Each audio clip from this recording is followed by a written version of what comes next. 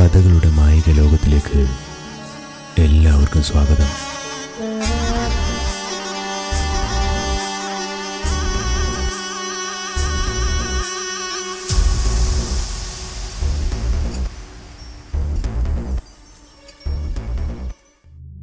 ഒടുവിൽ ശത്രുവിനെ മനസ്സിലാക്കിയിരിക്കുന്നു. ഒരുപാട് മാന്ത്രികരെ കണ്ടിട്ടുണ്ട്. അവരിൽ ചിലർ തൻ്റെ ഗുരുക്കന്മാരാണ്, ചിലർ ശത്രുക്കളും. പക്ഷേ അവരൊക്കെ മനുഷ്യരായിരുന്നു. മനുഷ്യനല്ലാത്ത മാന്ത്രികനെ ഇതാദ്യമായാണ് നേരിടുന്നത്. അപാരമായ കഴിവുകൾക്കൊപ്പം അടങ്ങാത്ത പ്രതികാര ദാഹവും ചേർന്ന അസുരൻ. ശക്തി പ്രാപിക്കുന്നതിന് മുമ്പ് അവനെ നിഗ്രഹിക്കണം. പക്ഷേ അവൻ്റെ ജീവരഹസ്യം മയിൽ സ്വാമിയും കോടങ്കി സമുദായത്തിൽപ്പെട്ട അദ്ദേഹത്തിൻ്റെ പൂർവികരും നൂറ്റാണ്ടുകളായി ഉഗ്രവനെ നശിപ്പിക്കാൻ ശ്രമിക്കുന്നു. സമുദായത്തിൻ്റെ രീതികളിൽ നിന്നും വ്യതിചലിച്ച അബദ്ധസഞ്ചാരി. അതിനാൽ അവനെ സമുദായത്തിൽ നിന്നും ഭ്രഷ്ട് കൽപ്പിച്ച് പുറത്താക്കി. പക്ഷേ അപ്പോഴേക്കും കോടങ്കികളുടെ തമിഴ് മാന്ത്രികത്തിൽ അയാൾ അഗ്രഗണ്യനായി മാറിയിരുന്നു. അവരുടെ താളിയോലകളിൽ അവർ തന്നെ നിഷിദ്ധമെന്ന് കരുതിയ, മനുഷ്യനാൽ അസാധ്യമെന്ന് കരുതിയ പല ക്ഷുദ്രകർമ്മങ്ങളും അയാൾ സ്വായത്തമാക്കി. കോടങ്കികൾ ദുരാത്മാക്കളെ ആജ്ഞാനുവർത്തികളാക്കി ഭാവി പ്രവചിച്ച് ഉപജീവനം നടത്തി. പക്ഷേ അയാൾ അവിടെയും വ്യത്യസ്തനായി. അതിനാൽ തന്നെ അവനെ നശിപ്പിക്കേണ്ടത് അവരുടെ ആവശ്യമായിരുന്നു. പക്ഷേ അതിശക്തനായ അവനെ അവർക്ക് ജയിക്കാൻ കഴിഞ്ഞില്ല. അവൻ്റെ സ്വത്വം പോലും അവർക്കറിയില്ല. അവർക്കവൻ പിന്നനായിരുന്നു. ഇന്ന് ഉഗ്രവനെ പറ്റി തന്നോളം അറിയുന്നവർ ആരുമില്ല. പക്ഷെ അതുപോരാ. കോടങ്കികൾ നൂറ്റാണ്ടുകളായി വഴിമുട്ടി നിൽക്കുന്ന അതേ സ്ഥലത്ത് തന്നെയാണ് താനും നിൽക്കുന്നത്. ഒരു വഴിയും തുറന്നു കിട്ടുന്നില്ല. പോരാത്തതിന് 2 ദിവസം മാത്രമേ ഉള്ളൂ. ശക്തി ക്ഷയിച്ചിരുന്നാലും അവൻ അപകടകാരിയാണ്. അവൻ്റെ കർമ്മം വിജയിച്ചാൽ പിന്നെ താൻ ഉൾപ്പെടെയുള്ള ശത്രുക്കളെ അവൻ ഉന്മൂലനം ചെയ്യും. അതിൽ സംശയമില്ല. പലതും ചിന്തിച്ച് മായന്റെ മനസ്സ് കലുഷിതമായിരുന്നു. ബസ്സിന് വേഗത പോരെന്ന് അവന് തോന്നി. ഇനിയും 80 കിലോമീറ്റർ കൂടിയുണ്ട്. അവന്റെ ഇടംകണ്ണ് ഇപ്പോഴും അകാരണമായി തുടിക്കുന്നു. ഒരു ദുസ്വപ്നം കണ്ടാണ് സൂരജ് ഞെട്ടി ഉണർന്നത്. അത് വളരെ ഭയാനകമായിരുന്നു. എന്നാൽ ഓർത്തെടുക്കാൻ കഴിയുന്നില്ല. നേരം നന്നേ വെളുത്തിരുന്നു. അവൻ ഫോണെടുത്ത് സമയം നോക്കി. സമയം 7:45. ഇന്നലെ റെയ്ഡ് കഴിഞ്ഞ് ഉറങ്ങാൻ കിടന്നപ്പോൾ തന്നെ പാതിരാത്രിയായിരുന്നു. അതുകൊണ്ട് തന്നെ നല്ല ഉറക്കക്ഷീണമുണ്ട്. അപ്പോൾ വാതിലാരോ മുട്ടുന്ന ശബ്ദം കേട്ടു. സൂരജ് വാതിൽ തുറന്നപ്പോ കണ്ടത് ഹിലാലിനെയാണ്. എവിടെയായിരുന്നടാ നീ? നിന്നെ ഞാൻ എത്ര വട്ടം വിളിച്ചു? സൂരജ് ചോദിച്ചു. ഹോ, ഒന്നും പറയണ്ട. വേറൊരു കേസ് പെട്ടുപോയി. നമ്മുടെ SI വിനീത് മിസ്സിങ്ങാ. അതിന്റെ പിറകെയായിരുന്നു. ഹിലാല് മുറിയിൽ കയറി കട്ടിലിരുന്നു. മിസ്സിങ്ങോ? സൂരജ് ഞെട്ടലോടെയാണ് ആ വാർത്ത കേട്ടത്. അതെ, അയാളും അയാളുടെ ബൈക്കും മിസ്സിങ്ങാണ്. എങ്കിൽ അതിനർത്ഥം വിനീത് നമുക്ക് മുന്നേ പിന്നനെ കണ്ടെത്തിയിരിക്കാം. ചിലപ്പോ പിന്നൻ അയാളെ അപകടപ്പെടുത്താനും വഴിയുണ്ട്. നമ്മൾ കാണാത്തതെന്തോ വിനീത് കണ്ടിട്ടുണ്ട്. അത് ഉറപ്പാണ്, സൂരജ് പറഞ്ഞു. നീ പറഞ്ഞത് വളരെ ശരിയാണ്. ഹിലാലിന്റെ മുഖത്തപ്പോ ഗൂഢമായ ചിരിയുണ്ടായിരുന്നു. സൂരജ് ഒന്നും മനസ്സിലാകാതെ അവനെ നോക്കി. ആ സ്ഥലം എവിടെയാണെന്ന് എനിക്കറിയാം, ഹിലാല് പറഞ്ഞു. എവിടെയാണ്? സൂരജ് ആവേശത്തോട് ചോദിച്ചു. അതൊക്കെ ഞാൻ പറയാം. ആദ്യം നീ കുളിച്ച് റെഡിയാകുക. എപ്പോൾ റെഡിയായെന്ന് ചോദിച്ചാൽ മതി, സൂരജ് ആവേശത്തോടെ പറഞ്ഞു. സൂരജ് പെട്ടെന്ന് തന്നെ റെഡിയായി. അവൻ അത്രത്തോളം ഉത്സാഹഭരിതനായിരുന്നു. 2 പേരും താഴത്തെ നിലയിലെത്തി. ദേവദാസിനെയും അംബികയും അവിടെയെങ്ങും കണ്ടില്ല. ഇവരിതെവിടെ പോയി? സൂരജ് ചുറ്റും നോക്കി. അവര് 2 പേരും രാവിലെ അമ്പലത്തിലേക്ക് പോയിട്ടുണ്ട്. നിന്റെ ദീർഘായുസിനു വേണ്ടി പ്രാർത്ഥിക്കാൻ. നിന്നെ നോക്കാൻ എന്നെ ഏൽപ്പിച്ചിട്ടാണ് അവർ പോയത്. ഹിലാൽ അവന്റെ മനസ്സ് മനസ്സിലാക്കിയിട്ടെന്ന പോലെ പറഞ്ഞു. ഓ പിന്നെ, ഞാൻ കുഞ്ഞുവാവയല്ലേ? സൂരജ് പറഞ്ഞു. എടാ, നീ വെറുതെ സസ്പെൻസ് കളിക്കാതെ എങ്ങോട്ടാണെന്ന് പറ, സൂരജ് ആകാംക്ഷയോടെ ചോദിച്ചു. അറിയാതെ പോകുന്നതല്ലേ അതിൻ്റെ ഒരു ത്രില്ല്. നീ വാ. ഹിലാൽ അവൻ്റെ കൈ പിടിച്ചുകൊണ്ട് റോഡിലേക്ക് ഇറങ്ങി. എടാ, നീ ഇവിടെ ഇല്ലായിരുന്നപ്പോൾ എന്തൊക്കെ സംഭവിച്ചെന്നറിയാമോ? സൂരജ് എല്ലാം വിസ്തരിച്ച് പറയാൻ തുടങ്ങി. ഹിലാൽ എല്ലാം മൂളി കേൾക്കുക മാത്രം ചെയ്തു. എന്നിട്ട് സൂരജിന്റെ കൈ മുറുകെ പിടിച്ചു വലിച്ചുകൊണ്ട് നടക്കാൻ തുടങ്ങി. നീ ഇതെങ്ങോട്ട് എന്നെ വലിച്ചുകൊണ്ട് പോകുന്നു? അതെ, ഞാൻ കുഞ്ഞുവാവൊന്നുമല്ല, സൂരജ് പറഞ്ഞു. അപ്പോൾ പരിചിതമായൊരു ശബ്ദം സൂരജ് കേട്ടു. പക്ഷേ അതെന്താണെന്ന് സൂരജിനപ്പോൾ മനസ്സിലായില്ല. 2 പേരും ഹിലാലിന്റെ ബൈക്കിനടുത്തെത്തി. പെട്ടെന്ന് സൂരജിനെ ആരോ പിന്നിലേക്ക് പിടിച്ചു വലിച്ചു. സൂരജ് തിരിഞ്ഞു നോക്കി. മായൻ. പെട്ടെന്ന് തന്നെ അന്തരീക്ഷമാകെ മാറി. ചുറ്റും ഇരുട്ടി വ്യാപിച്ചു. ഇത്രയും നേരം പ്രകാശിച്ചുകൊണ്ടിരുന്ന സൂര്യൻ എങ്ങോ പോയി മറഞ്ഞു. ആകാശത്ത് നേരത്തെ നിലവിളിച്ചവും നക്ഷത്രങ്ങളും മാത്രം. പ്രകൃതിയിൽ പെട്ടെന്നുണ്ടായ ഭാവമാറ്റത്തിൽ സൂരജ് നടുങ്ങി വരച്ചുപോയി. പകൽ എങ്ങനെ രാത്രിയായി? ഹിലാലെ, എന്താ ഇത്? സൂരജ് പരിഭ്രമത്തോടെ ഹിലാലിനെ നോക്കി. അപ്പോൾ ഹിലാലിനെ കണ്ട് സൂരജ് ഭയന്ന് വരച്ചുപോയി. ഹിലാല് രൂക്ഷമായി സൂരജിനെ നോക്കി. അവന്റെ കണ്ണുകൾ തീക്കട്ട പോലെ തിളങ്ങുന്നു. നിമിഷ നേരം കൊണ്ട് ഹിലാല് പുകച്ചുരുളുകളായി മുകളിലേക്ക് ഉയർന്നു. ആ തീ കണ്ണുകൾ സൂരജിനെ തീക്ഷ്ണമായി നോക്കി. കൺമുന്നിൽ കാണുന്നത് വിശ്വസിക്കാനാകാതെ സ്തബ്ധനായി നിൽക്കുകയാണവൻ. ക്ഷണനേരം കൊണ്ട് ആ പുകച്ചുരുൾ സൂരജിന് നേരെ പാഞ്ഞെടുത്തു. പക്ഷേ മായൻ തയ്യാറായിരുന്നു. അവന്റെ അധരങ്ങളിൽ നിന്നുതിർന്ന ശക്തി പഞ്ചാക്ഷരി മന്ത്രം ആ പുകച്ചുരുളിനെ ചിതറിച്ചു കളഞ്ഞു. ചിതറിയ ഭാഗങ്ങൾ വീണ്ടും ഒന്നു ചേർന്ന് സൂരജിനെയും മായനെയും വലം വെച്ചു. പിന്നീട് അസ്ത്രം കണക്കെ അത് അവിടെ നിന്നും പോയി മറഞ്ഞു. മായൻ ആ പുകച്ചുരുൾ പോയ ദിശ നോക്കി. പടിഞ്ഞാറ്. മായൻ മന്ത്രിച്ചു. അപ്പോൾ ദൂരെ നിന്നും വല്ലാത്തൊരു ഓരിയിടൽ അവർ കേട്ടു. ഒപ്പം കനത്ത കാൽവെപ്പുകളോടെ എന്തോ ഓടിപ്പോകുന്ന ശബ്ദവും. മായൻ, എന്താണത്? സൂരജ് ആലില പോലെ വിറയ്ക്കുന്നുണ്ടായിരുന്നു. മായൻ അതിന് മറുപടി പറഞ്ഞില്ല. സൂരജ്, പോയി കിടന്നുറങ്ങിക്കോളൂ. പ്രഭാതത്തിന് ഇനിയും സമയമുണ്ട്. അപ്പോൾ നേരത്തെ കേട്ട പരിചിതമായ ശബ്ദം സൂരജ് വീണ്ടും കേട്ടു. അതൊരു മൂങ്ങയുടെ മൂളിലായിരുന്നു. സൂരജ് തന്റെ വസ്ത്രങ്ങളിലേക്ക് നോക്കി. നിശാവസ്ത്രങ്ങൾ അതുപോലെ തന്നെയുണ്ട്. അപ്പോ താൻ കണ്ടതും കേട്ടതൊക്കെ. സൂരജ് ബോധം മറിഞ്ഞ് മായന്റെ കൈകളിലേക്ക് വീണു. മായൻ അവനെ താങ്ങിയെടുത്ത് വീട്ടിലേക്ക് നടന്നു. സമയം അപ്പോൾ 2:50. ആ സമയത്തുള്ള കോളിംബെല്ല് കേട്ട് ദേവദാസും അംബികയും ഉണർന്നു. മുൻവാതിൽ തുറന്നപ്പോൾ കണ്ട കാഴ്ചയിൽ അവർ പകച്ചു നിന്നു. മായന്റെ കൈകളിൽ ബോധമില്ലാതെ സൂരജ്. മൂവരും സൂരജിനെ താങ്ങിയെടുത്ത് സോഫയിൽ കിടത്തി. ദേവദാസ് മായനെ രൂക്ഷമായി നോക്കി. ഞാനൊന്നും ചെയ്തിട്ടില്ല, മായൻ പറഞ്ഞു. ഇപ്പൊ എന്താ ഇവിടെ സംഭവിച്ചത്? എനിക്കറിയണം. ദേവദാസ് പറഞ്ഞു. അവനെ കൊണ്ടുപോവാൻ ചിലര് വന്നിരുന്നു. മായൻ പറഞ്ഞ കാര്യങ്ങൾ കേട്ട് ഇരുവരും ഞെട്ടി. അവന്റെ കയ്യിലെ ചരടും വീടിന് ചുറ്റും ഞാൻ സ്ഥാപിച്ച രക്ഷായന്ത്രങ്ങളും ആരോ എടുത്തു മാറ്റിയിരിക്കുന്നു. ഇന്നിവിടെ ആരെങ്കിലും വന്നിരുന്നോ? ദേവദാസ് ഇൻകം ടാക്സ് റെയ്ഡിന്റെ കാര്യം മായനോട് പറഞ്ഞു. അതിന്റെ മറവിൽ രക്ഷായന്ത്രങ്ങൾ മാറ്റിയതായിരിക്കാം, മായൻ പറഞ്ഞു. അംബിക സൂരജിന്റെ മുഖത്ത് വെള്ളം തളിച്ചു. ക്രമേണ അവന്റെ ബോധം തെളിഞ്ഞു വന്നു. അവൻ ചുറ്റും നോക്കി. അവന്റെ മുഖത്ത് ഭയം പ്രകടമായിരുന്നു. യാഥാർത്ഥ്യത്തിനും സ്വപ്നത്തിനുമിടയിലെ ഏതോ ലോകത്തിലാണ് താനെന്ന് സൂരജിന് തോന്നി. പേടിക്കേണ്ട സൂരജ്, നീ ഇപ്പോൾ കാണുന്നത് യാഥാർത്ഥ്യം തന്നെയാണ്, മായൻ പറഞ്ഞു. സൂരജ് പെട്ടെന്ന് അംബികയെ കെട്ടിപ്പിടിച്ച് കൊച്ചു കുട്ടികളെപ്പോലെ കരഞ്ഞു. അത് കണ്ട് ദേവദാസും വല്ലാതെയായി. ഇങ്ങനെ ഒരവസ്ഥയിൽ തൻ്റെ മകനെ കണ്ടിട്ടില്ല. അദ്ദേഹം സൂരജിന്റെ അടുക്കൽ ചെന്നിരുന്നു. ഇരുവരും അവനെ ആശ്വസിപ്പിച്ചു. ഇത് പേടിച്ചിരിക്കേണ്ട സമയമല്ല, മായൻ പറഞ്ഞു. സൂരജ് കണ്ണുകൾ തുടച്ചു. പെട്ടെന്നുണ്ടായ വികാരവിക്ഷോഭത്തിൽ കരഞ്ഞതാണെങ്കിലും അവൻ ഇപ്പോൾ അതിൽ ജാള്യത തോന്നി. മായൻ, ഞാൻ കുറച്ചു മുമ്പ് കണ്ടത് എന്തായിരുന്നു? എനിക്കത് അറിയണം, സൂരജ് മായനെ നോക്കി പറഞ്ഞു. ഞാൻ പറയാൻ പോകുന്ന കാര്യങ്ങൾ നിന്നെ പോലെ ഒരാൾക്ക് പെട്ടെന്ന് ദഹിക്കില്ല. എങ്കിലും ഞാൻ പറയാം.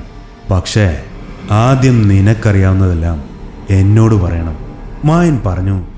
സൂരജ് തൻ്റെ അന്വേഷണങ്ങളെക്കുറിച്ച് മൂവരോടും വിശദീകരിച്ചു. തൊരപ്പൻ രവിയെക്കുറിച്ച് സൂരജ് പറയുമ്പോൾ മായന്റെ നെറ്റി ചുളിഞ്ഞു. ഗിരിയുടെ ഫോണിൽ നിന്നും കിട്ടിയ ഫയലുകളും ലിങ്കുകളും സൂരജ് മായനെ കാണിച്ചു.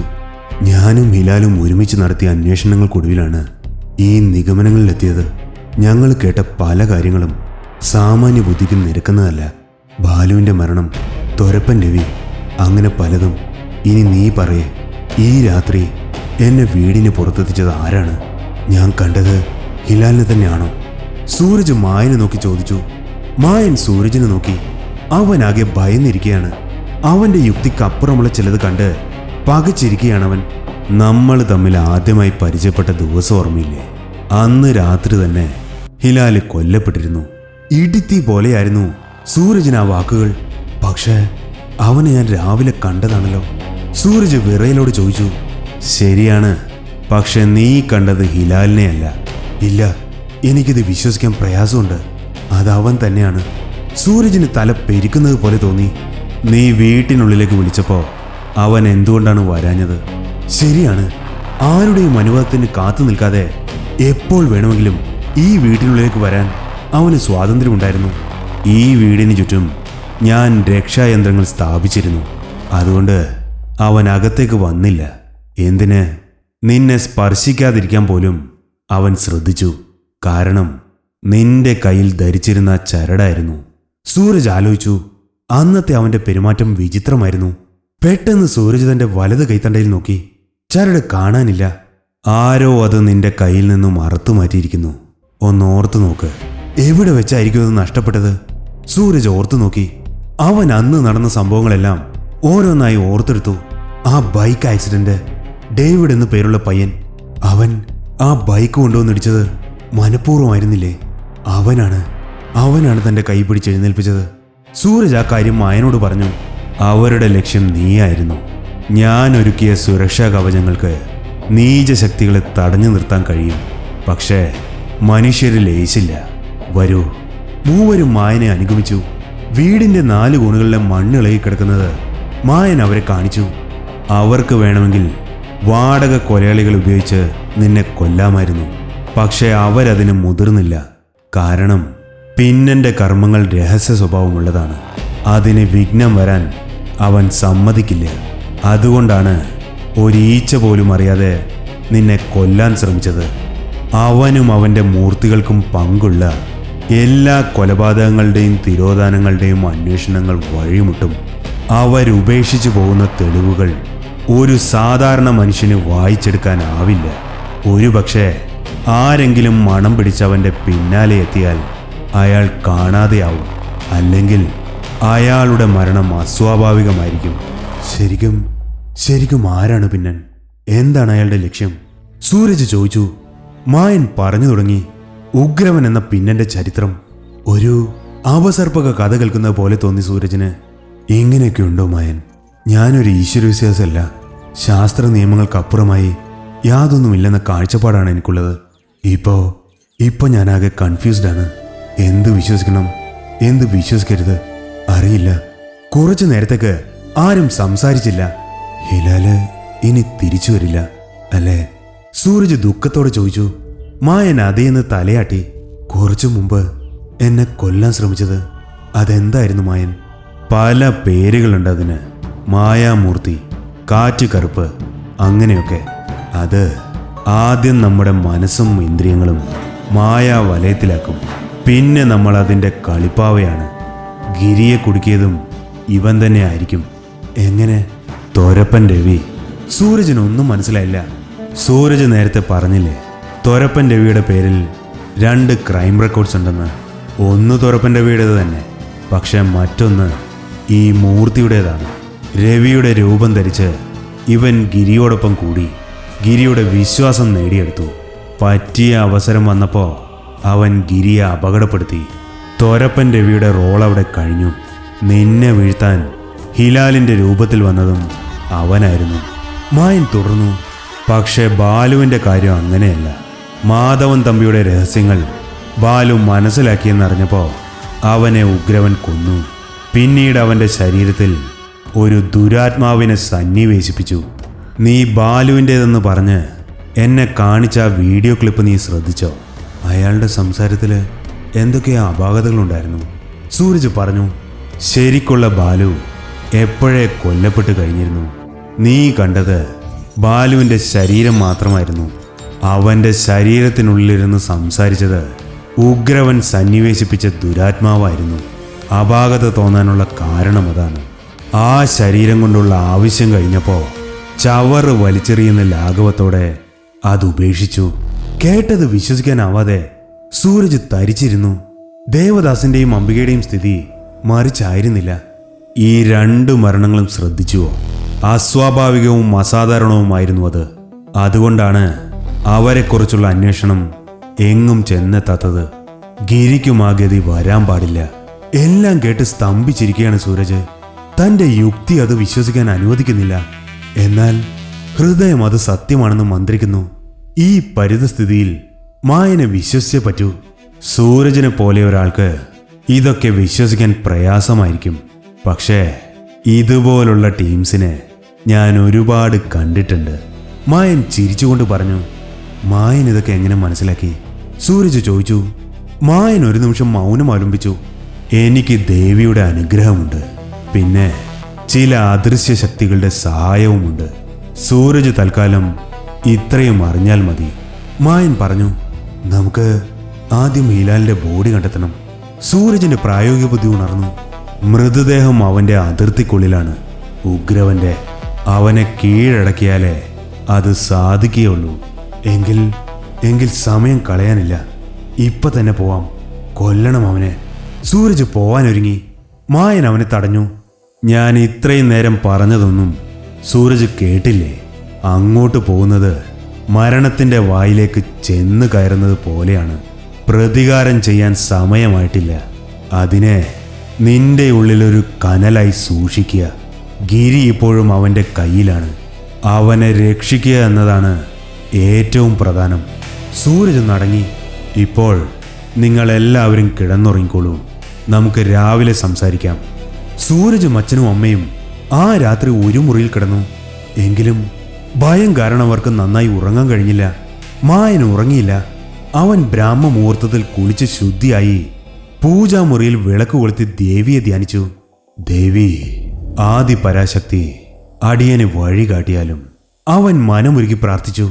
അപ്പോൾ അവന്റെ മനസ്സ് കാട്ടേരി മലയിലേക്ക് സഞ്ചരിച്ചു.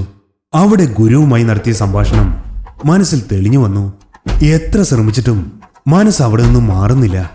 എന്തുകൊണ്ടാണിങ്ങനെ? അദ്ദേഹം പറഞ്ഞൊരു കാര്യം മനസ്സ് വീണ്ടും വീണ്ടും ആവർത്തിക്കുന്നു. എന്തുകൊണ്ടാണ് മനസ്സ് അദ്ദേഹം പറഞ്ഞ ആ വാചകത്തിൽ തന്നെ തങ്ങി നിൽക്കുന്നത്? പെട്ടെന്നായിരുന്നു ഒരു വെളിപാട് പോലെ മായന്റെ മനസ്സിലത് ആഴ്ന്നിറങ്ങിയത്. എന്തുകൊണ്ട് തനിക്കിത് നേരത്തെ തോന്നിയില്ല? മായൻ ദേവിയെ മനസ്സാൽ സ്തുതിച്ചു. പൂജാമുറിയിൽ നിന്നും ഇറങ്ങുമ്പോൾ ഒരു വിജയിയുടെ ഭാവമായിരുന്നവന് ഒടുവിൽ ഉഗ്രവന്റെ രഹസ്യം വെളിപ്പെട്ടിരിക്കുന്നു. എങ്കിലും അതൊന്നുകൂടി തീർച്ചപ്പെടുത്തണം. പൂജാമുറിക്ക് പുറത്ത് അവനെയും കാത്ത് സൂരജും ദേവദാസും അംബികയും ഉണ്ടായിരുന്നു. മായൻ വന്ന പാടെ സൂരജിന്റെ കരം ഗ്രഹിച്ച് കയ്യിൽ ചരട് കെട്ടി. ഇനി സൂക്ഷിക്കുമല്ലോ അല്ലേ? മായൻ ചോദിച്ചു. സൂരജ് പുഞ്ചിരിച്ചതേ ഉള്ളൂ. ബ്രേക്ക്ഫാസ്റ്റ് റെഡിയായില്ലേ? എനിക്ക് വിശക്കുന്നു. മായൻ അംബികയോട് ചോദിച്ചു. അതിനെന്താ, ഇപ്പൊ റെഡിയാക്കാം. അംബിക കിച്ചണിലേക്ക് പോയി. മായൻ സൂരജിന് നേരെ തിരിഞ്ഞു. ഇന്ന് രാത്രി നമ്മൾ അവന്റെ കോട്ടയിലേക്ക് പോകുന്നു. ഇന്ന് രാത്രിയോ? ദേവദാസ് ഞെട്ടലോട് ചോദിച്ചു. ഇന്ന് തന്നെ. പിന്നെ സൂരജിന്റെ അച്ഛൻ വരണമെന്നില്ല. അച്ഛനും അമ്മയും ഞാൻ പറഞ്ഞു തരുന്ന മന്ത്രം ഉരുവിട്ടുകൊണ്ട് ഇവിടെ തന്നെ ഉണ്ടാകണം. അത് സൂരജിനെ ആപത്തിൽ നിന്നും രക്ഷിച്ചുകൊള്ളും.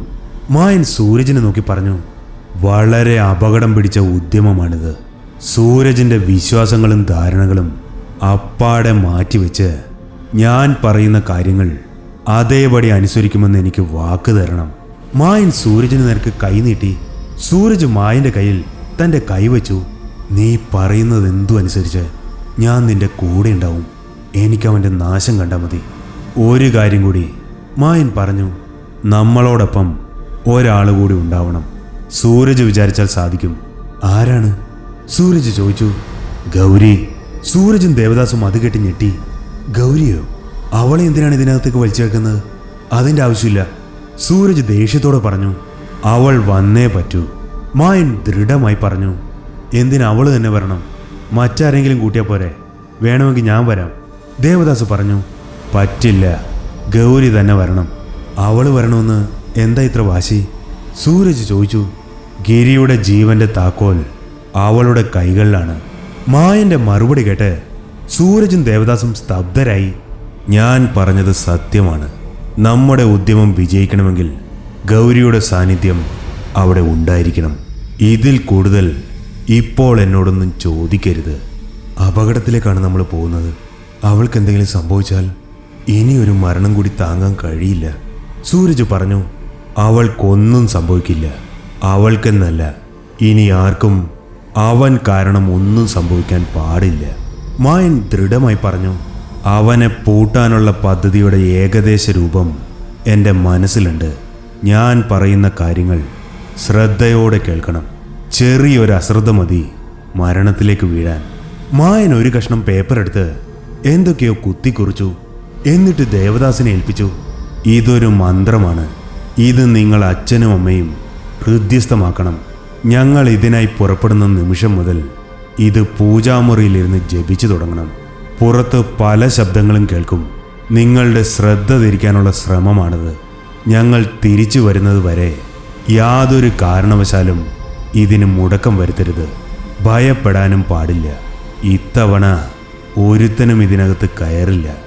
നിങ്ങളുടെ സുരക്ഷയ്ക്കായി ഇവിടെ ഒരാളെ ഞാൻ നിർത്തുന്നുണ്ട്.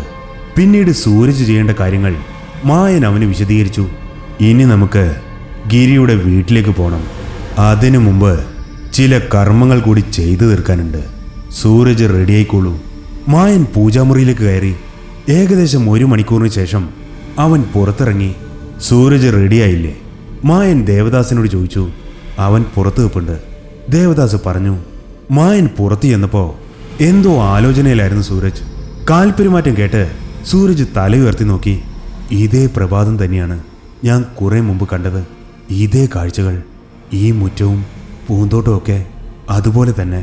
പക്ഷേ അതെല്ലാം വെറും മായക്കാഴ്ചകൾ മാത്രമാണെന്ന് ഓർക്കുമ്പോൾ സൂരജ് മായനോട് പറഞ്ഞു. അവൻ്റെ കൈകളിലെ രോമങ്ങൾ എഴുന്നേറ്റ് നിൽക്കുന്നത് മായൻ ശ്രദ്ധിച്ചു. മായന് ഇതുപോലുള്ള അനുഭവങ്ങൾ ഉണ്ടായിട്ടുണ്ടോ? സൂരജ് ചോദിച്ചു. എൻ്റെ പണി ഇതല്ലേ. ഇതിലും ഭയാനകമായ അനുഭവങ്ങൾ ഉണ്ടായിട്ടുണ്ട്. അതൊന്നും അനുഭവിക്കാതിരിക്കുന്നതാണ് നല്ലത്. ഭയന്ന് മരിച്ചു പോകാൻ സാധ്യത കൂടുതലാണ്. ചിലപ്പോൾ തിരിച്ചു വരാനാകാത്ത വണ്ണം ഭ്രാന്തമായ അവസ്ഥയിൽ എത്തിച്ചേരാനും സാധ്യതയുണ്ട്. പക്ഷേ മായൻ ഇതൊക്കെ അതിജീവിച്ചു അല്ലേ? സൂരജ് ചിരിച്ചുകൊണ്ട് ചോദിച്ചു. ശരിയാണ്, ഞാൻ എങ്ങനെയൊക്കെയോ ഇതൊക്കെ അതിജീവിച്ചു. പക്ഷേ ഈ വഴി ഞാൻ ആഗ്രഹിച്ച് തിരഞ്ഞെടുത്തതല്ല. പിന്നെ ഞാൻ ജനിച്ചു വീണപ്പോൾ തന്നെ എൻ്റെ വഴി തിരഞ്ഞെടുക്കപ്പെട്ട് കഴിഞ്ഞിരുന്നു. ഇതിൽ നിന്നൊരു രക്ഷപ്പെടലില്ല. മായൻ സംസാരിക്കാൻ വിമുഖത കാണിക്കുന്നത് പോലെ തോന്നി സൂരജിന്. പുറപ്പെടാം, മായൻ പറഞ്ഞു. യാത്രയിലുടനീളം അവർ ഒന്നും സംസാരിച്ചില്ല. അപ്രതീക്ഷിതമായി രണ്ടുപേരെയും ഒരുമിച്ച് കണ്ടപ്പോൾ ഗൗരി അതിശയിച്ചു. എന്താ രാവിലെ രണ്ടുപേരും കൂടി? ഗൗരി ചോദിച്ചു. ചില കാര്യങ്ങൾ ഗൗരിയോട് പറയാനുണ്ട്. ഒക്കെ സൂരജ് പറഞ്ഞു തരും, മായൻ പറഞ്ഞു. അമ്മയില്ലേ? മായൻ ചോദിച്ചു. അടുക്കളയിലുണ്ട്, തിരക്കില, ഗൗരി പറഞ്ഞു. എന്നാൽ ഞാൻ പോയി സഹായിക്കാം, നിങ്ങൾ സംസാരിക്കേ. സൂരജിനെ കണ്ണുകൊണ്ട് ആംഗ്യം കാട്ടിയ ശേഷം മായൻ അകത്തേക്ക് പോയി. നിങ്ങൾ തമ്മിൽ വലിയ കൂട്ടായല്ലോ, എന്തു പറ്റി? ഗൗരി ഒരു കുസൃതി ചിരിയോടെ ചോദിച്ചു. സൂരജ് ഒന്നും മിണ്ടാതെ അവളെ നോക്കി. അവന്റെ മുഖം കണ്ടപ്പോൾ എന്തോ ഗൗരവമുള്ള കാര്യമാണെന്ന് ഗൗരിക്ക് മനസ്സിലായി. എന്തു പറ്റി? സൂരജ് കാര്യങ്ങളെല്ലാം ഗൗരിയോട് പറഞ്ഞു. കേട്ടതൊക്കെ വിശ്വസിക്കാനാവാതെ അവൾ നിന്നു. എന്താണ് സൂരജ് ഇതൊക്കെ? ഒരു യക്ഷിക്കഥ പോലെ. വിശ്വസിക്കാൻ പറ്റുന്നില്ല. എൻ്റെ സ്ഥിതിയും അങ്ങനെ തന്നെ. പക്ഷേ ഞാൻ നേരിട്ട് കണ്ടതാണ്. ഈ കാര്യങ്ങളൊക്കെ മനുഷ്യന്റെ യുക്തി കൊണ്ട് വിശദീകരിക്കാൻ പറ്റുന്നതിലും അപ്പുറമാണ്. നിനക്കെന്ത് തോന്നുന്നു? ഗൗരി കുറച്ചുനേരം ചിന്തയിലാണ്ടു. തികഞ്ഞ നിരീശ്വരവാദിയാണ് സൂരജ്. തൻ്റെ നിലപാടുകൾ ആർക്കു വേണ്ടിയും മാറ്റുവാൻ അവൻ തയ്യാറല്ല. ആ നിലപാടുകളിൽ മാറ്റം വരണമെങ്കിൽ ആ സംഭവം അവനെ അത്രത്തോളം ബാധിച്ചിരിക്കണം. ഒന്നും വെറുതെ പറയുന്നവനല്ല സൂരജ്. എൻ്റെ ഏട്ടനെ രക്ഷിക്കാൻ ഏത് നരകത്തിൽ പോവാനും ഞാൻ തയ്യാറാണ്.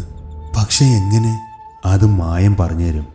എന്ത് സംഭവിച്ചാലും നിന്നോടൊപ്പം ഞാനും ഉണ്ടാവും. സൂരജ് അവളുടെ കരം ഗ്രഹിച്ചുകൊണ്ട് പറഞ്ഞു. അവളുടെ കണ്ണുകളിൽ നനവ് പടർന്നു. ഞാൻ തയ്യാറാണ്. പക്ഷേ അമ്മയെ എങ്ങനെ സമ്മതിപ്പിക്കും? എന്തെങ്കിലും കള്ളം പറയേണ്ടി വരും. അല്ലാതെ എന്തു ചെയ്യും? അതിൻ്റെ ആവശ്യമില്ല. മായന്റെ ശബ്ദം കേട്ട് രണ്ടുപേരും അവനെ നോക്കി. കള്ളം പറയേണ്ട കാര്യമൊന്നുമില്ല. ഞാൻ കാര്യങ്ങളൊക്കെ അമ്മയോട് പറഞ്ഞിട്ടുണ്ട്. അമ്മയ്ക്ക് സമ്മതമാണ്, മായൻ പറഞ്ഞു. മായന്റെ പിന്നിൽ നിറ കണ്ണുകളുമായി ജാനകിയമ്മ നിൽപ്പുണ്ടായിരുന്നു. നീ പോണം മോളെ. നീ വിചാരിച്ചാലേ അവനെ രക്ഷിക്കാൻ കഴിയൂ. ജാനകിയമ്മ മകളെ കെട്ടിപ്പിടിച്ചു. അമ്മ വിഷമിക്കരുത്. നാളെ ഞാൻ തിരികെ വരുമ്പോൾ ഗിരിയേട്ടൻ കൂടെ ഉണ്ടായിരിക്കും, ഗൗരി പറഞ്ഞു. ആദ്യം അയാളെ ഗിരിയേട്ടനെ തടവിലാക്കി, പിന്നീട് ഹിലാലിനെ കൊന്നു. ഇപ്പോ സൂരജിനെ അപകടപ്പെടുത്താൻ ശ്രമിച്ചിരിക്കുന്നു. ജാനകിയമ്മയോട് യാത്ര പറഞ്ഞ് മൂവരും അവിടെ നിന്നിറങ്ങി. അമ്മയെക്കൊണ്ട് നീ എങ്ങനെ സമ്മതിപ്പിച്ചോ? ഇനി വല്ല ഒടുവിദ്യം പ്രയോഗിച്ചോ? സൂരജ് പകുതി കളിയായും പകുതി കാര്യമായും ചോദിച്ചു. ഗൗരിയും അത് തന്നെയാണ് ആലോചിച്ചത്. മായൻ ചിരിച്ചു. സത്യം വലിയൊരു ശക്തിയാണ് സൂരജ്. സ്വന്തം മകന്റെ അവസ്ഥയറിഞ്ഞാൽ ഏതൊരമ്മയും കടുത്ത തീരുമാനങ്ങൾ എടുക്കും. കാര്യങ്ങൾ പറയേണ്ട രീതിയിൽ പറഞ്ഞാൽ മാത്രം മതി. മൂവരും സൂരജിന്റെ വീട്ടിലെത്തി. ഉച്ചഭക്ഷണത്തിന് ശേഷം എല്ലാവരും ഹാളിൽ ഒത്തുകൂടി. മായൻ സംസാരിച്ചു തുടങ്ങി. എല്ലാവരും ശ്രദ്ധിച്ചു കേൾക്കണം. ഉഗ്രവന്റെ താവളം അവൻ അടിമയാക്കി വെച്ചിട്ടുള്ള ആത്മാക്കളുടെയും ദുർമൂർത്തികളുടെയും കാവലിലാണ്. ആത്മാക്കളെ ആവാഹിച്ച് എൻ്റെ വരുതിയിൽ കൊണ്ടുവരാൻ എനിക്ക് കഴിയും. പക്ഷേ ദുർമൂർത്തികളെ കീഴടക്കുന്നത് ശ്രമകരമാണ്. അവരെ കീഴ്പ്പെടുത്തണമെങ്കിൽ ആദ്യം ഉഗ്രവന്റെ ശക്തി ക്ഷയിക്കണം. അവന്റെ യാഗപീഠത്തിൽ അവൻ അണയാതെ കാത്തു സൂക്ഷിക്കുന്ന അഗ്നിയുണ്ട്. ഞാൻ ജപിച്ചു നൽകുന്ന പൂജാദ്രവ്യങ്ങൾ ഗൗരി അഗ്നിക്ക് സമർപ്പിക്കണം. എങ്കിൽ മാത്രമേ അവന്റെ ശക്തി ക്ഷയിക്കൂ. പക്ഷേ അവന്റെ കണ്ണ് വെട്ടിച്ചത് ചെയ്യുക എളുപ്പമല്ല. ഞാനൊന്ന് ചോദിക്കട്ടെ, നമ്മുടെ കയ്യിൽ ജപിച്ചു കിട്ടിയ ചരടുകളുണ്ടല്ലോ, അപ്പോൾ അവനോ അവന്റെ മൂർത്തികൾക്കോ നമ്മളെ തടയാൻ കഴിയില്ല. നമുക്ക് ഗിരിയെ സിമ്പിളായി രക്ഷിക്കാൻ പറ്റുമല്ലോ? സൂരജ് ചോദിച്ചു. എങ്കിലത് എന്നേ ആകാമായിരുന്നു. പക്ഷേ കാര്യങ്ങൾ അങ്ങനെയല്ല. പൈശാചിക ശക്തികളുടെ ആവാസ കേന്ദ്രമാണ് അവിടം. അവിടെ ഉഗ്രവനും അവന്റെ മൂർത്തികളും അതിശക്തരാണ്. അവിടെ ചരടുകൾ മാത്രം പോരാ, ഈശ്വരനിൽ അചഞ്ചലമായ ഭക്തിയും വിശ്വാസവും കൂടി വേണം. എങ്കിൽ മാത്രമേ ഈ മാന്ത്രിക ചരടുകൾ കൊണ്ട് പ്രയോജനമുള്ളൂ. അതുകൊണ്ട് സൂരജ് ഇപ്പോൾ തന്നെ ഏതെങ്കിലും ദേവിയെയോ ദേവനെയോ ഇഷ്ടമൂർത്തിയായി സങ്കല്പിക്കാൻ തുടങ്ങുക.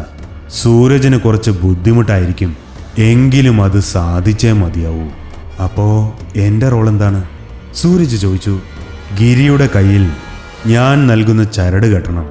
ഉഗ്രവനും മായാമൂർത്തിയും നിങ്ങളെ ഉപദ്രവിക്കാതെ ഞാൻ നോക്കിക്കോളാം. പക്ഷേ അവരെ കുറച്ചു നേരത്തേക്ക് മാത്രമേ എനിക്ക് പിടിച്ചു നിർത്താൻ കഴിയുകയുള്ളൂ. അതിനുള്ളിൽ നിങ്ങൾ രണ്ടുപേരും ചെയ്യേണ്ടത് ചെയ്തിരിക്കണം. അപ്പം മാധവനോ? ദേവദാസാണ് ചോദിച്ചത്. അവൻ ആക്രമിക്കുന്നത് നമ്മളിൽ ഏറ്റവും ദുർബലനായ ആളെയായിരിക്കും. അതാരാണെന്നിപ്പോൾ പറയാൻ കഴിയില്ല. എന്തായാലും എല്ലാവരും കരുതിയിരിക്കണം. അത് പറയുമ്പോൾ മായന്റെ നോട്ടം സൂരജിലായിരുന്നു. അവർ പിന്നെയും ഒരുപാട് നേരം സംസാരിച്ചു. പല അപകട സാധ്യതകളെക്കുറിച്ചും അവർ ചർച്ച ചെയ്തു. വൈകുന്നേരം ആവാറായി. ഗൗരി ഇപ്പോൾ കുളിച്ച് ശുദ്ധിയായി എന്നോടൊപ്പം പൂജാമുറിയിലേക്ക് വരണം. മറ്റുള്ളവരെ പുറത്ത് കാത്തു നിൽക്കുക, മായൻ പറഞ്ഞു. ഗൗരി കുളിച്ച് ശുദ്ധിയായ ശേഷം പൂജാമുറിയിലേക്ക് കയറി. ദീപപ്രഭയാൽ ജ്വലിച്ചു നിൽക്കുകയായിരുന്നു പൂജാമുറി. മായൻ അവളെ കാത്തിരിക്കുകയായിരുന്നു. പൂജാമുറിയുടെ വാതിലടച്ചോളൂ, മായൻ പറഞ്ഞു. ഗൗരി വാതിലടച്ചു. ശേഷം മായന്റെ മുന്നിൽ ചമ്രം പടിഞ്ഞിരുന്നു. ഞാൻ പറഞ്ഞു തരുന്ന കാര്യങ്ങൾ അതേപടി ചെയ്താൽ മതി. പറഞ്ഞു തരുന്ന മന്ത്രങ്ങൾ അതേപടി പറയണം. ഗൗരി തലയാട്ടി. മായന്റെ നിർദ്ദേശപ്രകാരം അവൾ കർമ്മങ്ങൾ ചെയ്തു തുടങ്ങി. ഇടയ്ക്ക് വെച്ച് ഗൗരി മായനെ തടഞ്ഞു. എന്തിനാണ് എന്നെ കൊണ്ടിത് ചെയ്യിക്കുന്നത്? എന്താണ് നിന്റെ ഉദ്ദേശം? എനിക്കത് അറിയണം, ഗൗരി ചോദിച്ചു. അവളുടെ കണ്ണുകളിൽ സംശയത്തിന്റെ നിഴലുകൾ. ഈ കർമ്മം കഴിഞ്ഞ ശേഷം ഞാനത് പറയാം, മായൻ പറഞ്ഞു. ഏകദേശം 1 മണിക്കൂറിന് ശേഷം പൂജാമുറിയുടെ വാതിൽ തുറന്ന് ഗൗരി പുറത്തു വന്നു. പൂജാമുറിയിലെ ദീപങ്ങളെക്കാൾ ജ്വലിച്ചു നിന്നു അവളുടെ കണ്ണുകൾ. അവളിലെ ഭാവവ്യത്യാസം കണ്ട് സൂരജ് ഒന്ന് ഭയന്നു. നീ ഓക്കെ അല്ലേ? സൂരജ് ഗൗരിയോട് ചോദിച്ചു. മറുപടിയായി അവളൊന്നും മൂളുക മാത്രം ചെയ്തു. ഞാൻ ഈ വാതിലുകൾ വീണ്ടും അടയ്ക്കുകയാണ്. ഇത് വീണ്ടും തുറക്കുമ്പോൾ രണ്ടുപേരും പുറപ്പെടാൻ തയ്യാറാകുക. മായൻ പൂജാമുറിയുടെ വാതിലടച്ചു. അപ്പോൾ മറ്റൊരിടത്ത് ഉഗ്രവൻ മറ്റൊരു കർമ്മത്തിൽ മുഴുകിയിരിക്കുകയായിരുന്നു.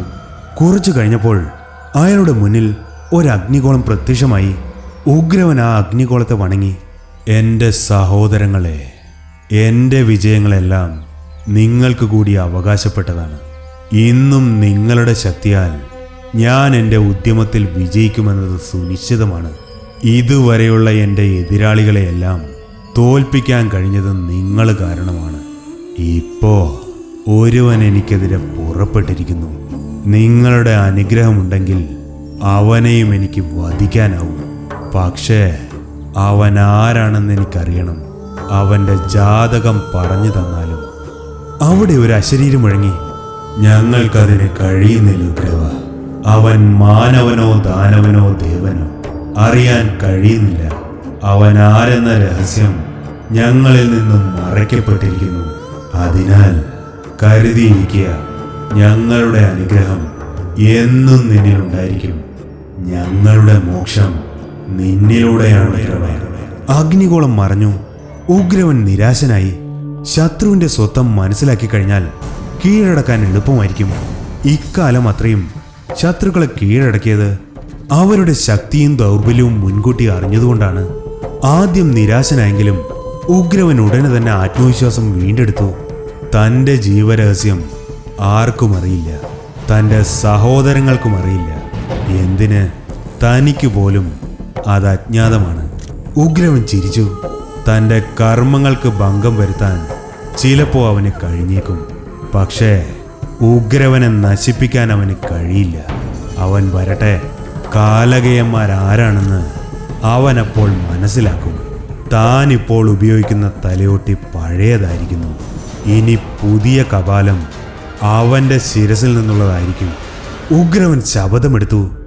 മായൻ പൂജാമുറിയിൽ നിന്നിറങ്ങിയപ്പോൾ സമയം രാത്രി 8 സൂരജും ഗൗരിയും തയ്യാറായിരുന്നു.